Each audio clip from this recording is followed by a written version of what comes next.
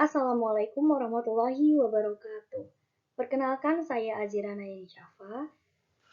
Dalam tugas besar 2 ini, saya mendapatkan modul 4 dengan judul Struktur Atom dan Sistem Periodik Unsur. Berikut adalah materinya. Materinya yang pertama yaitu ada teori atom dan perkembangan model atom. Yang kedua ada struktur atom. Yang ketiga ada tanda atom. Yang keempat ada konfigurasi elektron berdasarkan kulit atom. Yang kelima ada teori atom mekanika kuantum. Dan yang terakhir ada sistem periodik unsur.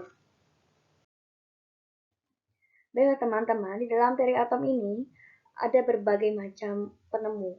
Nah, ada yang dari teori atom Democritus, ada teori atom Dalton, ada teori atom Thomson, Rutherford, Bohr, dan juga mekanika kuantum.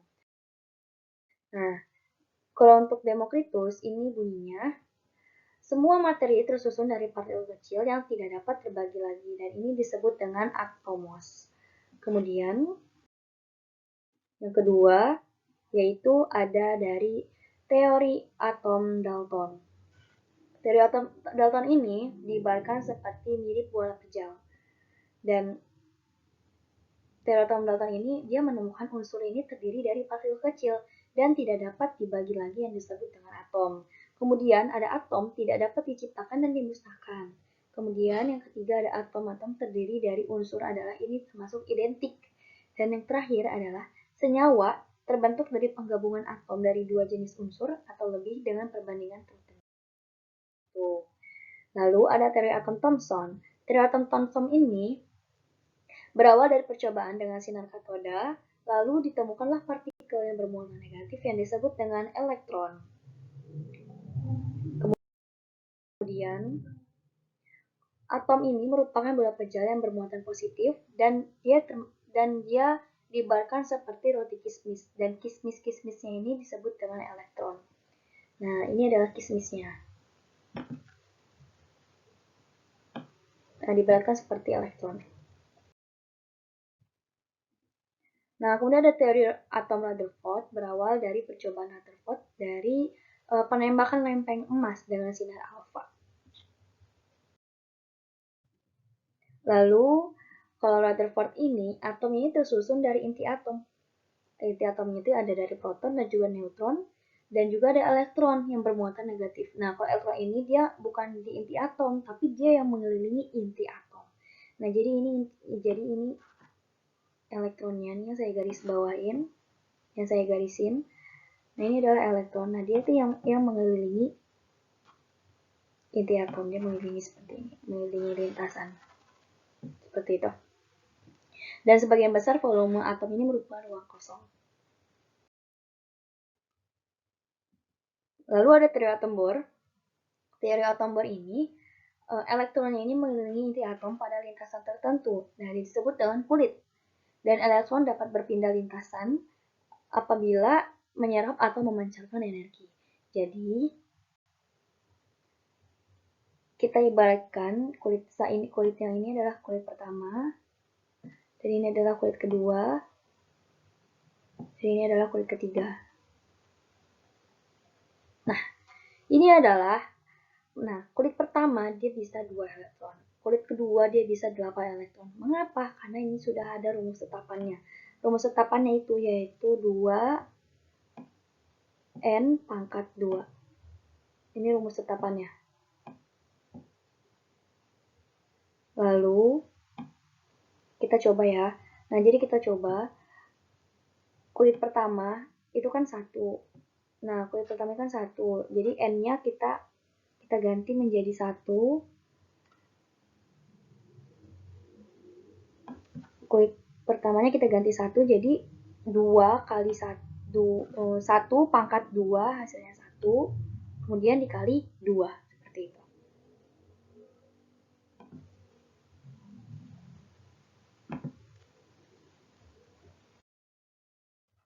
Kemudian ada struktur atom. Struktur atom ini terdiri dari elektron, proton, dan neutron. Nah, kalau inti atom ini hanya terdiri dari proton dan neutron saja. Lalu ada partikel penyusun atom. Partikel penyusun atom ini ada elektron, proton, dan neutron muatannya. Kalau elektron ini negatif, proton ini positif, dan neutron ini netral. Kemudian ada tanda atom. Tanda atomnya ini kalau A termasuk ke dalam nomor massa. Kalau X ini adalah lambang unsur dan Z nomor atom. Jadi ibaratkan X ini lambangnya. Kayak misal lambang O, lambang Li, lambang Ca, gitu. Dan untuk nomor atom ini tidak bermuatan listrik dan jumlah muatan ini sama dengan jumlah muatan negatif. Jadi jumlah muatan positif sama dengan jumlah muatan negatif seperti itu. Dan nama kalau rumusnya ini jadi seperti ini, jumlah atom sama dengan jumlah proton ditambah jumlah elektron seperti itu. Kemudian ada nomor massa. Nomor massanya ini terdiri atas proton, neutron, dan elektron. Jadi rumusnya ini itu yaitu jumlah proton ditambah jumlah neutron. Nah, ini adalah nomor massa. Kemudian ada komposisi ion. Komposisi ion ini bermuatan listrik. Dibagi dua, ada ion positif atau disebut dengan kation. Nah, kation ini melepas elektron. Kemudian ada ion negatif yang disebut dengan anion, dia itu menerima elektron. Jadi misal ada, saya kasih contoh Ca. Ca ini kan ada di golongan 2. Jadi dia tuh 2 plus, atasnya berarti 2 plus. Nah, si Ca ini dia itu masuk ke dalam ion positif.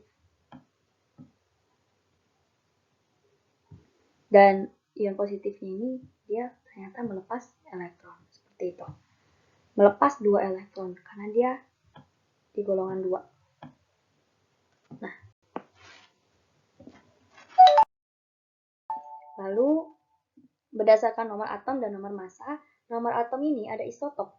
Nah, isotop ini nomor Z-nya ini sama, tapi A-nya berbeda. Contohnya yaitu, nah seperti ini. Tadi kan kalau Z itu ada di bawah. Nomor Z itu ada di bawah, jadi unsur dengan Z sama. Nah, jadi nomor Z-nya ini sama. Nomor Z kan ada di bawah, jadi nomor bawahnya ini sama. Ini termasuk dalam isotop. Kemudian kalau isobar, unsur dengan Z berbeda dan A-nya sama. Jadi nilai A-nya sama contohnya. Nah, contohnya itu seperti ini. Nah, nomor A-nya ini kan ada di atas. Jadi nomor 40 bagian atas. Ini nomor atasnya sama aja pokoknya. Nah, ini disebut dengan isobar. Kemudian ada isoton. Unsur dengan jumlah neutron yang sama. Jadi kalau isoton itu, misal ya, 24 per 12. Jadi 24 per 12 kurang. 24 bagi 24 kurang 12 kan 12. Terus ini ada 23 tambah 11. Ini 12 juga. Jadi nomor isoton ini jumlah antara pokoknya neutronnya sama. Jadi jumlah proton dan neutron, jumlah proton dikurang neutron itu adalah isoton kalau hasilnya sama. Kemudian ada konfigurasi elektron berdasarkan kulit atom, model atom Milbohr. Atom Bohr. Jadi elektron ini mengelilingi atom pada lintasan kulit tertentu yang disebut dengan kulit atau energi, tingkat energi. Jadi nomor kulitnya K, L, M, N, O yang sudah saya jelaskan tadi di awal. Ini 2818 ini dapat rumus dari 2N pangkat 2 seperti itu. Kemudian ada konfigurasi elektron beberapa atom. Nah, ini adalah konfigurasi elektronnya. Tadi kan 281832, ya kan?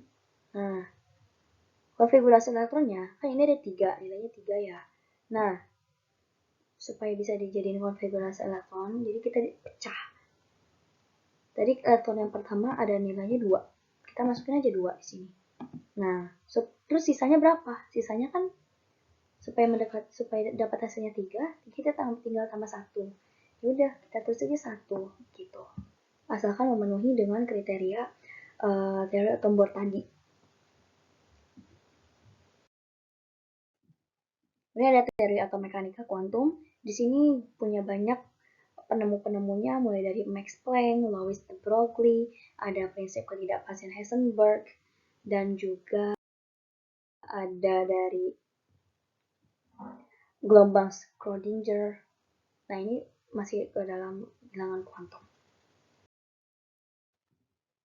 Nah, ini masuk kita ke dalam orbital. Untuk orbital ini, daerah atau ruang di sekitar inti atom mempunyai peluang terbesar atau kebolehjadian untuk menemukan elektron. Nah, bentuk-bentuk orbital ini ada orbital S, ada orbital P, ada orbital D.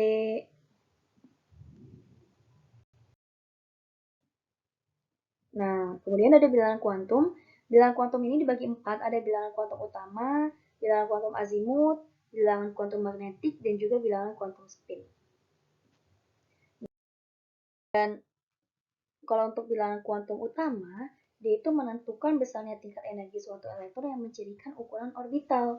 Jadi bagaimana maksudnya? Jadi kita harus paham dan harus ingat untuk bilangan kuantum N ini dimulai dari nilainya itu dimulai dari 1.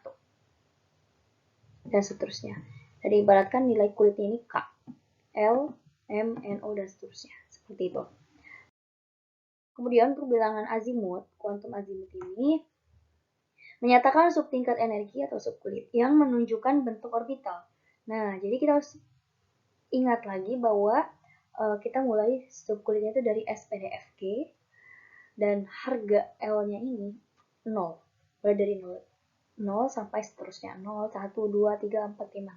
Jadi kita harus benar-benar paham dan supaya kita nggak ketukar untuk menerangkan seperti ini. Lalu ada bilangan kuantum magnetik M. Nah, ini menentukan arah orientasi dari orbital di dalam ruang relatif terhadap orbital lain. Contohnya seperti ini. Jadi ini ada rumus penetapannya 2L plus 1. Dan ada bilangan kuantum spin. Nah, bilangan kuantum spin ini menyatakan rotasi elektron. Yang mana kalau tandanya seperti ini, ke atas, nilainya ini ke atas, maka dia ini bernilai plus setengah. Tapi kalau dia-nya ke bawah, seperti ini, nah dia nilainya minus setengah. Nanti saya kasih contoh di akhir ya. Lalu ada konfigurasi elektron berdasarkan orbital, ada aturan Aufbau, ada larangan Pauli, dan juga ada aturan Hahn. Nah, untuk aturan Aufbau ini, elektron ini mempunyai kecenderungan untuk menempati subkulit dengan tingkat energi lebih rendah terlebih dahulu. Nah, untuk aturan Aufbau itu seperti ini. Kita 1s2. Nih, saya kasih contoh 8O ya. 8 oksigen. Nah, 8 oksigen.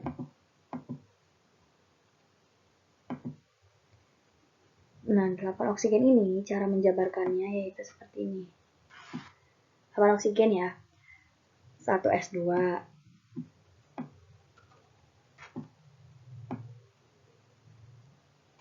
Nah, dari atas dulu 1s2.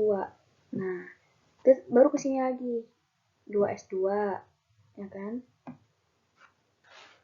2s2.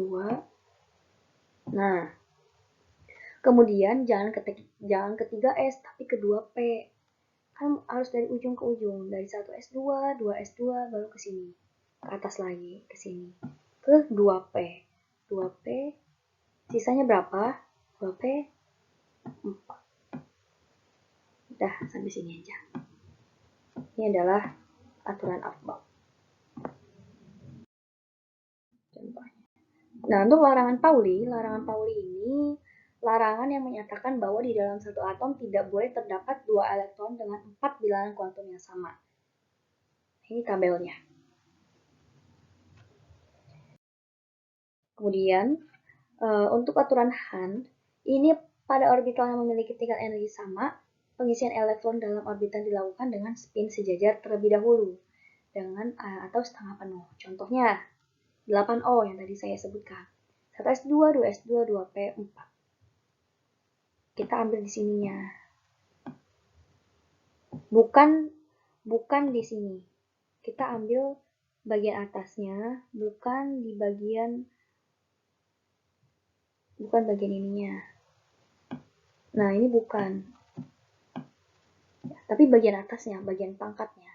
Gitu. Nah, diagram orbital. Kita lihat. kita harus mengisi orbital ini dari setengah penuh dulu yang ke atas. Lihat, 1s2 kan ada 2. Lihat pengisiannya. Ini dari atas dulu. Set. Nah, ini dari atas dulu. Baru sisanya ke bawah. Karena 1s itu cuma hanya ada 1 kotak. Kalau P ada 3. Kalau D ada 5. Dan kalau F ada 7. Gitu. Nah, 2s2 masih tetap sama dan 2p3.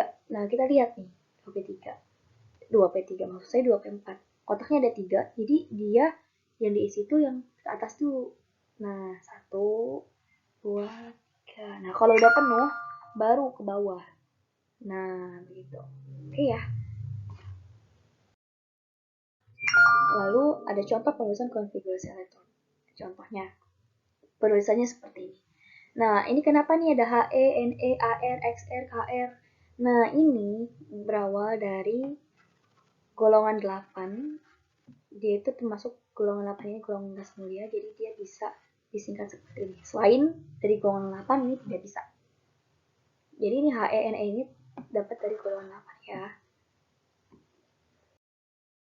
Kemudian ada penyimpangan dari aturan umum. Nah, penyimpangannya jadi seperti ini.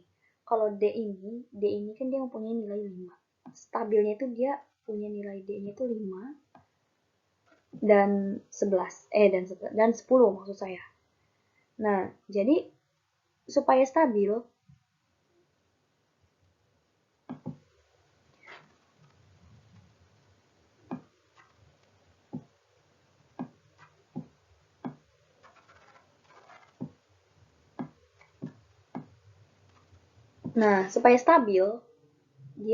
dia minta angka ke S. Jadi ini 4S2, 3D4. Nah, ini kan nggak stabil. Jadi supaya stabil dia minta angka 1 ke S. Jadi S-nya berkurang, D-nya bertambah. 4S1 plus 3D 4S1, 3D5. Nah, ini udah stabil. Seperti itu.